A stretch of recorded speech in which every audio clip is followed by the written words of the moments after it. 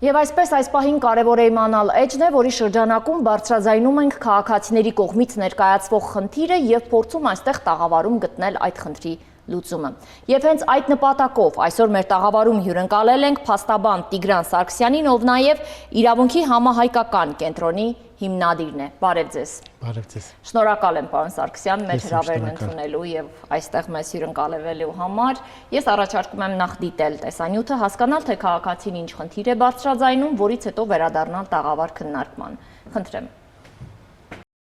Ես ծառայել եմ որպես ֆինանսական բաժնի ղեկավար ֆինանսիստ։ Ես ստանալով վարժանքներին մասնակցել ծանոթագիրը որպես օրինապաշտ քաղաքացի ներկայացել եմ ու մասնակցել եմ վարժանքներին։ Այդ ընթացքում ինձ վստահեցրել են, որ իմ զինվորական կոչումը պետք է բարձրացվի, սակայն հետագայում, երբ ստացել են զինվորական գրքույկը, պարզել են, որ կոչման բարձրացում տեղի չի ունեցել։ Իմ գրավոր հարցմանի պատասխան ինձ տեղեկացրել են, թե իբր ես հրաժարվել եմ կոչման բարձրացումից, մինչդեռ իմ կողմից նման բովանդակության ոչ մի հրաժարում երբևէ չի ներկայացվել, ոչ բանավոր, ոչ էլ գրավոր ձևով։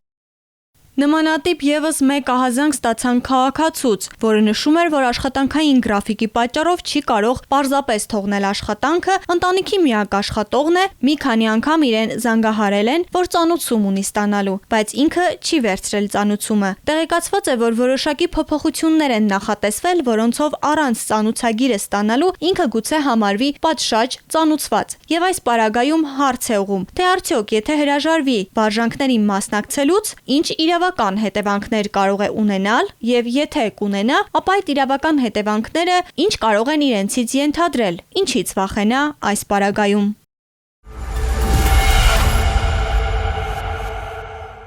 Քննարկենք առաջին խնդիրը եւ հասկանանք, թե առաջին խնդրում քաղաքացու կողմից բարձրաձայնած հարցը ինչպես կարող է լուծում ստանալ։ Ես նշեմ նաեւ, որ երկրորդ անգամ, երբ քաղաքացին զանգահարեց, նշեց, որ զինվորական գրքույկում պետք է կապիտան նշեին, բայց նշել են Վաշտի հրամանատարի տեղակալ, ինչը իր կողմից ընդունելի չի։ Այսինքն կատարվել է որոշակի փոփոխություն, բայց ոչ այն փոփոխությունը, որը պետք է բերեր կոչման բարձրացման։ Խնդրեմ։ Շնորհակալ եմ։ Մեր քաղաքացիների գրեթե բոլոր խնդիրները առաջանում են իրավագիտակցության ցածր մակարդակից։ Տեսեք ինչ է ասում է ինձ հավաստիացրել են։ Ինչ է նշանակում հավաստիացրել են։ Արդյոք գրավոր պարտավորություն է ստանձնել զինկոմիսարիատը։ Արդյոք քաղաքացին ճշտել է արկային իրավական հիմքեր իր պաշտոնը բարձրացնելու համար, թե չէ։ Շատ բան կարելի է խոստանալ, բայց երբ ձեզ խոստանում են, դուք նախ հարցրեք դրա իրագործման իրավական հիմքերը։ Խնդրեք թող խոստացող պաշտոնատար անձը ցույց տա, որ օրենքի կամ կառավարության որոշման որ կետին համաձայն պետք է իր պաշտոնի բարձրացումը լինի, որովհետև ուղղակի խոստանալ, ուղղակի հավաստիացնել, հետո հրաժարվել, դա կարող է լինել ցանկացած իրավիճակում, եթե դուք նախապես եւ օրենսդրությունը չեք ուսումնասիրել եւ գրավոր չեք խնդրել, որպիսի իրենց հավաստիացումը ձևակերպեն։ Նաև տեսեք քաղաքացուն ասել են դու հրաժարվել ես։ Հրաժարվել կարելի է սեփական դիմումով։ Եթե քաղաքացին դիմում չի ներկայացրել հրաժարվելու մասին, հետեւաբար ինքը չի հրաժարվել։ Երբ պետական մարմինը ասում է դու համաձայնվել ես, ուրեմն պետք է ցույց տա փաստաթուղթ, որտեղ քաղաքացին ստորագրել է համաձայնության մասին, նույնն էլ վերաբերվում է հրաժարվելուն։ Եթե քաղաքացին հրաժարվել է, ապա դրա վերաբերյալ պետք է լինի գրավոր թուղթ։ Ես խնդրեմ քաղաքացիներին, տեսեք ինքը ամեն դեպքում վերջում գրավոր հարցում է արել։ Այդ գրավոր հարցում ինքը պետք է գործընթացից առաջաներ, նախապես գրավոր ստանար հավաստիացումը ու կանխատեսելի կլիներ այդ դեպքում իր սպասելիքները։ Ես իհարկե հասկանում եմ եւ ընդունում, բնականաբար համամիտ եմ, որ փաստաթղթերի եւ ապացույցների տեսանկյունից մենք ավելի ամուր դիրքերում կլինենք, եթե ունենայինք դա, սակայն մյուս կողմից էլ պետական մարմնի ներկայացուցիչ է, ում հանդեպ քաղաքացին ունի վստահություն։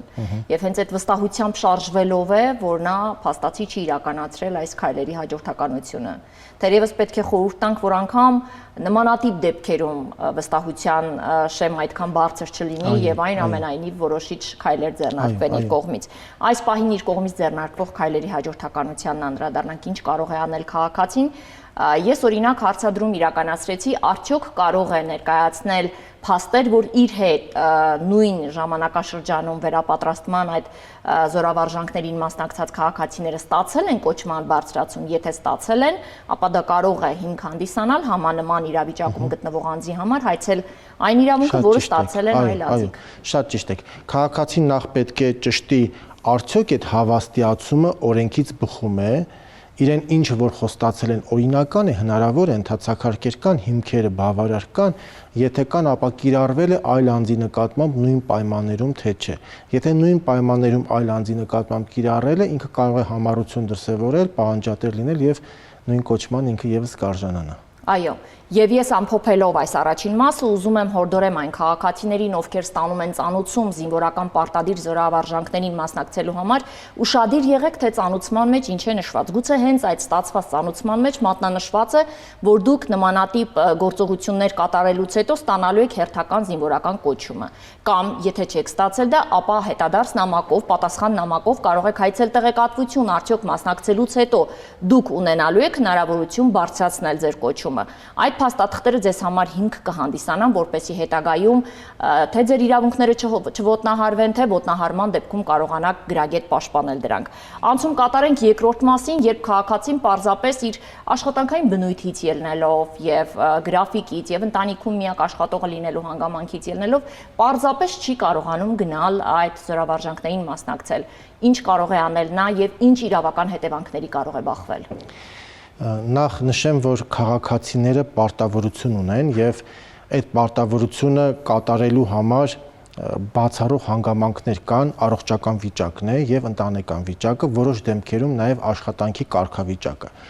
Կախված իր զբաղեցրած պաշտոնի կարեւորությամբ, շատ դեպքերում նաեւ անփոխարինելի աշխատող լինելու հանգամանքով եւ նաեւ այդ պետական եւ հասարակական կարգի հետ անվտանգություն ապահովելու պահանջից ելնելով ունեն որոշակի գործառույթներ իրականացնող անձինք, որոնք կարելի ասել անձեռնամխելի են եւ դրանց ցուցակը կա սահմանված, նաեւ պաշտպանության նախարարի հրաման կա եւ քաղաքացին եթե գտնում է, որ ինքը նման անձանց շարքին կարող է դասվել, կարող է նաեւ պաշտոնական հարցում անել պաշտպանության նախարարություն եւ պատասխան ստանալ։ Ծանուցված լինելու հանգամանքով տեսեք, հիմա հրապարակային ծանուցումների հետ կապված շատ քննարկումներ ա գնում։ Նաև հեռախոսակապով քաղաքացին կարծես դա էլ նշեց, որ ազդարարով ծանուցվում է եւ ինքը կարող է դրա մասին չիմանալ, հետո իրեն կարող են մեղադրանք ներկայացնել։ Ես ուզում եմ ասել, որ ազդարարում եւ նաեւ ընդհանրապես ցանկացած հրապարակային եղանակով ծանուցում ներկայացնելը, եթե մենք նայում ենք քրեական դատավարության տեսանկյունից իրավաչափ չէ, հենց կոնկրետ այս հանցակազմի տեսանկյունից է, որովհետեւ այդ վարժական հավաքներից խուսափելու հանցակազմը նախատեսում է սուբյեկտիվ կողմ դիտավորություն, ուղղակի դիտավորություն, այսինքն անձը պետք է հատուկ նպատակադրված չմտնի ազդարար եւ հատուկ նպատակադրված չծանուցվի, որ համարեն ինքը հանցանք է արել, բայց դա հնարավոր չի հիմնավորել, ուղղակի դիտավորություն կա, այստեղ անզգուշությամբ հանցանք հնարավոր չի կատարել։ Հնարավոր չէ դիտավորություն տեսնել այն գործընթացում, երբ օրինակ մեկից ավել անգամներ ծանուցում է գնացել փոստային բաժանմունք եւ անձը կամ նշված է վերադարձվել է կամ չի ընդունել նմանատիպ վերտառությունները, կարող են դիտավորություն հանդիսանալ։ Եթե հետադարձ նշման մեջ նշվի հրաժարվել է ստանալ միգուցե, բայց մնացած բոլոր դեպքերում հնարավոր չէ սուբյեկտիվ կողմի դիտավորությունը հիմնավորել, տեղափոխված է, անհայտած է, կամ ուղղակի ազդարարում հրապարակում ես եւ մտածում ես, եթե ինքը հատուկ չի մտնում, չի նայում, ապա ծրագրավորած է դա անում, չէ, կարա նաեւ համակարգչից օգտվելու հմտություններ չունենա, կարա ինֆորմացված չլինի եւ դրանով պայմանավորված ծանուցված չլինի, դրա համար նման գործերը ես չեմ կարծում, որ քննչական կոմիտեներում հեռանկար կունենան, միգուցե զինկոմիսարիատները դրանք ուղարկեն քննչական կոմիտե, բայց այնտեղ հանցակազմի սուբյեկտիվ կողմի հիմնավորումը կարծես թե անհնար կլինի։ Այո։ Եվ տեսեք, շատ անհանգիստ են, նույնիսկ արտերկրից զանգում, ասում են հնարավոր է այդտեղ իմ հասցեով նամակ գնա, ես չլինեմ, տեղեկացված չլինեմ, հետո Հայաստան վերադառնամ, պարզվի քրեական գործ կա, ինձ օդանավակայանում ձերբակալեն, հետո կալանավորեն, այսինքն ամբողջ հայությունը այսպես տագնապի վախի մեջ է, դրսում նույնիսկ ապրող հայերը, եւ այդ ազդարարն էլ հարցնում են, ասում են մենք ոնց նայենք, ոնց հետևենք, բայց հիմա ընդամենը 1-2 զինկոմիսարիատում է, որ որպես փորձարկում կիրառվում է, համատարած չի կիրառվում, համար 2-ում է կիրառվում եւ ասել, որ բոլոր զինկոմիսարիատները ազդարարում հրապարակում են, այդպես չէ։ Եվ վերջի վերջո մեր քաղաքացիներին թերևս հանգստացնենք հենց այս տաղավարում հնչած իրավական լուրջ հիմնավորումներով, որ դուք պետք է ծանուցվեք եւ եթե անգամ ազդարարում դուք ապրում եք արտերկրում եւ ազդարարում ենթադրենք տեղադրվել է հայտարարություն, մեկ է դուք կարող եք ձեր անձնագրային մուտքի եւ ելքի կնիքներով հաստատել, որ դուք Հայաստանի Հանրապետությունում չեք եղել եւ բնականաբար պարտավորություն չունեիք հետևելու որևէ հրապարակային ծանուցումների կայքերին եւ իմանալու թե ձեր վերաբերյալ օրինակ արկա է տեղեկատվություն ծանուցման թե ոչ։ Նաև նշեմ, որ քաղաքացիների պարտավորությունները պետք է օրենքով սահմանված լինեն, օրենքով չսահմանված պարտավորություն չի կարող դրվել նրանց վրա, եւ հետեւաբար, եթե որևէ նորմով նշված չէ, որ ինքը պարտավոր է ամիսը 1 կամ շաբաթը 1 մտնել, ազդարար եւ նայել, չի կարելի մեղադրել, որ դու դա չես արել։ Շատ լավ։ Քաղաքացին ունի առողջական խնդիրներ, հիմա էլ առողջական խնդիրներից ելնելով է խուսափում գնալ։ Այս հարցին եւս անդրադառնանք, թե նրա կողմից ինչպիսի ապացույցների շրջանակ պետք է ներկայացվի։ Պրակտիկայում ունեցել եմ դեպք, որ քաղաքացին անաշխատունակության վիճակում է եղել, նույնիսկ պոլիկլինիկայում process-ը սկսված է եղել, այսինքն բացվել է անաշխատունակության թերթիկը եւ այդ ժամանակահատվածում ինքը պետք է վարժական հավաքի մեկներ, երբ ինքը դրա մասին ահազանգել է զինկոմիսարատին ասել են մեզ չի հետաքրում, մենք որևէ փաստաթուղթ չենք ուսումնասիրում, մենք գործ ուղարկում ենք քննչական կոմիտե, այդպիսի կարգ կա, չգրված կարծես թե եւ համատարած քաղաքացիների գործեր ուղարկում են քննչական կոմիտե, անկախ նրանից թե ինչի իրենք չեն ներկայանում։ Եվ քննչական կոմիտեն դրանք ուղարկում է դատարաններ եւ իմ պրակտիկայում ում որ ես պաշտպանել եմ, բոլորը արդարացվել են։ Նաև այս հանգամանքը շատ ծայրահեղ է դրված, զինկոմիսարիատի աշխատակիցը նույնիսկ դատարանում ցուցմունք է տալիս եւ հայտնում է, որ այո, զինկոմիսարիատում այդպիսի կարգ կա։ Եթե անձը ծանուցագիր է ստացել եւ այո, ներքին կարգ կա, որ եթե անձը ծանուցագիր է ստացել եւ չի ներկայացել, նույնիսկ եթե ինքը հարգելի պատճառներ է ներկայացնում, դա չի քննարկվում զինկոմիսարիատում, դա ուղարկվում է քննչական կոմիտե, որպեսզի այնտեղ քննարկվեն։ Արդյունքում անհանգստություններ քաղաքացիների մոտ, վախեր, տագնապներ, ծանրաբեռնվածություն քննչական կոմիտեում, դատարաններում, որը արդյունավետ չի մեր քաղաքացիների եւ պետության շահերից չի բխում։ Նաեւ նշեմ, որ քրեական օրենսգիրք ունի խրախուսական նորմ։ Քաղաքացիները թող իմանան, որ եթե իրենք վարժական հավաքից խուսափել են, կամ չի ստացվել, չեն ներկայացել եւ գործը գնացել է քննչական կոմիտե, նույնիսկ եթե առողջական գանգատներ ունեն եւ այդ հիմքով իրենք չեն մասնակցել, իրենք փորձաքննությունների են ենթարկվում։ Եթե կճանաչվեն ոչ պիտանի, կազատվեն վարժական հավաքից, բայց եթե պիտանի կճանաչվեն եւ միևնույն ժամանակ կա քրեական գործ, իրենք մեղադրյալ են։ Օրենքը նախատեսում է խրախուսական նորմ, հաջորդ վարժական հավաքին մեկնելու դեպքում քրեական հետապնդումը դադարեցվում է։ Այսինքն զինկոմիսարիատներում, որ վախեցնում են, ասում են, այ եթե դու չգնաս, քեզ կուղարկենք քո գործը քննչական կոմիտե եւ դու կդատապարտվես,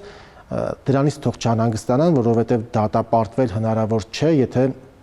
գործի քննության ցանկացած փուլում ինքը կամավոր ցանկանա մեկնել վարժական հավաքի։ Իհարկե թող տպավորություն չստեղծվի, թե մենք ներկայացնում ենք այնպիսի բացեր կամ քայլեր, որը ձեզ հնարավորություն կտա խուսափել կամ չներկայանալ այդ պարտադիր գործողությունները կատարելուն, ինչպես նշվեց, դա պարտականությունն է եւ յուրաքանչյուրս ունենք պարտականություններ մեր երկրի, մեր պետության առաջ եւ ես կարծում եմ այն քաղաքացիները, ովքեր իրապես չունեն նմանատիպ խնդիրներ, թե աշխատանքի անփոխարինելի աշխատող, թե ընտանեկան վիճակից ելնելով, թե առողջական, այո, պետք է մասնակցեն այդ զորավարժություններին եւ իրենց պարտականությունը կատարեն պետության նկատմամբ։ Ձեր շնորհակալություն եմ հայտնում, քայլերի հաջորդականություն, խորհուրդ, որ կցանկանայիք վերջում հնչեցնել մեր քաղաքացիներին նմանատիպ իրավիճակներում հայտնվելու պարագայում ինչ կարելի անել եւ շատ կարճ նաեւ փոքրիկ անդրադարձ անփոխարինելի աշխատող հանդիսանալու պարագայում գործատուից է պետք տեղեկանք վերցնել, թե այնուամենայնիվ պետք է հարցում անել Պաշտպանության նախարարություն։ Կան պաշտոններ, որոնց մասին հստակ կարող եմ ասել, ազգային ժողովի պատգամավորներ, դատավորներ իրենք վարժական հավաքների մասնակցության ենթակա չեն, կան նաև հատուկ կարևորության աշխատանք կատարող անձինք, որոնք օրինակ ատոմակայանում աշխատող մասնագետ, որի բացակայությունը կարող է նման դեպքերում պաշտպանության նախարարությունից պետք է ճշտել, որտեղ տեղեկատվությունը ամբողջությամբ բաց չէ, այնտեղ գաղտնի մաս կա, եւ եթե գտնում են, որ իրենք նման կարևոր աշխատանքի մեջ են եւ իրենց բացակայությունը կարող է խնդիր առաջացնել անվտանգության տեսանկյունից ընդհանուր հասարակական, կարող են պաշտպանության նախարարություն գրավոր դիմել եւ ճշտում անել։